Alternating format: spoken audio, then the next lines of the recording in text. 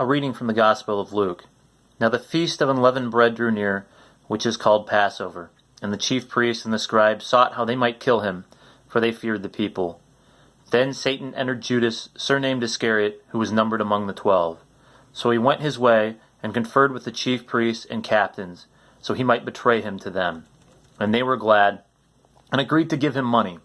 So he promised, and sought opportunity to betray him to them in the absence of the multitude. Then came the day of unleavened bread, when the Passover lamb must be killed. And he sent Peter and John, saying, Go and prepare the Passover for us, that we may eat.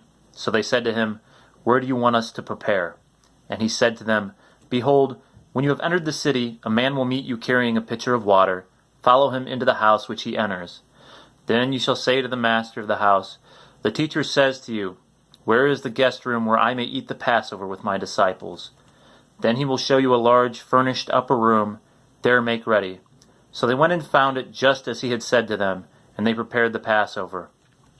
When the hour had come, he sat down, and the 12 apostles with him. Then he said to them, With fervent desire I have desired to eat this Passover with you before I suffer. For I say to you, I will no longer eat of it until it is fulfilled in the kingdom of God. Then he took the cup and gave thanks and said, Take this and divide it among yourselves. For I say to you, I will not drink of the fruit of the vine until the kingdom of God comes. And he took bread, gave thanks and broke it, and gave it to them, saying, This is my body which is given for you. Do this in remembrance of me.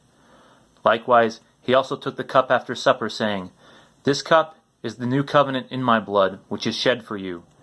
But behold, the hand of my betrayer is with me on the table.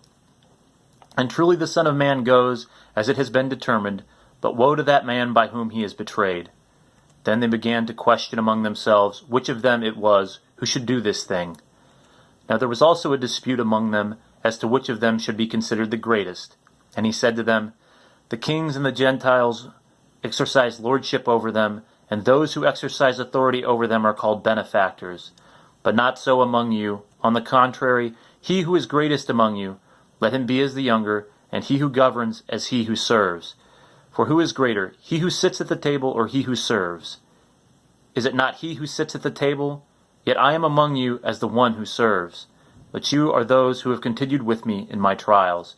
And I bestow upon you a kingdom, just as my Father bestowed one upon me, that you may eat and drink at my table in my kingdom, and sit on thrones of judgment, judging the 12 tribes of Israel. And the Lord said, Simon, Simon, indeed, Satan has asked for you, that he may sift you as wheat. But I have prayed for you, that your faith shall not fail, and when you have returned to me, strengthen your brethren.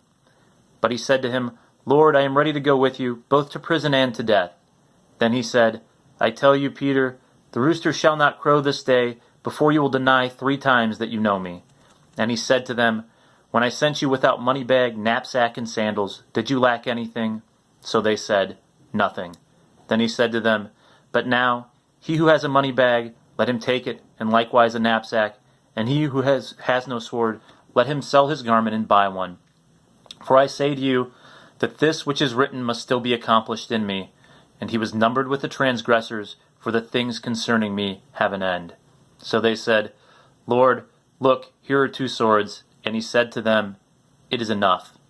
Coming out, he went to the Mount of Olives, as he was accustomed, and his disciples also followed him. Glory to your passion, O Lord, glory to you. A reading from the Gospel of John. Now before the feast of Passover, when Jesus knew that his hour had come, that he should depart from this world to the Father, having loved his own who were in the world, he loved them to the end. And supper being ended, the devil having already put into the heart of Judas Iscariot, Simon's son, to betray him, Jesus, knowing that the Father had given all things into his hands, and that he had come from God and was going to God, rose from the supper, and laid aside his garments, took a towel, and girded himself.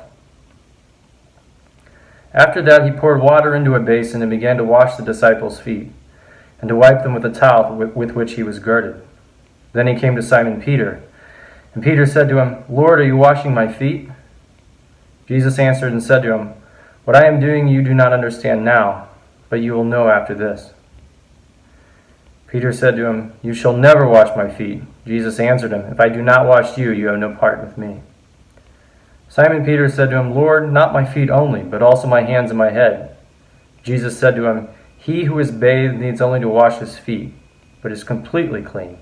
And you are clean, but not all of you.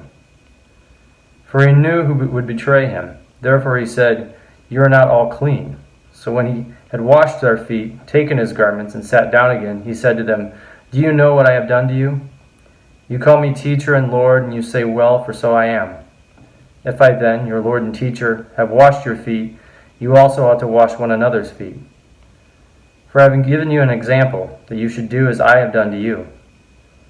Most assuredly I say to you, a servant is not greater than his master, nor is he who is sent greater than he who sent him. If you know these things, blessed are you if you do them. Glory to your passion, Lord, glory to you.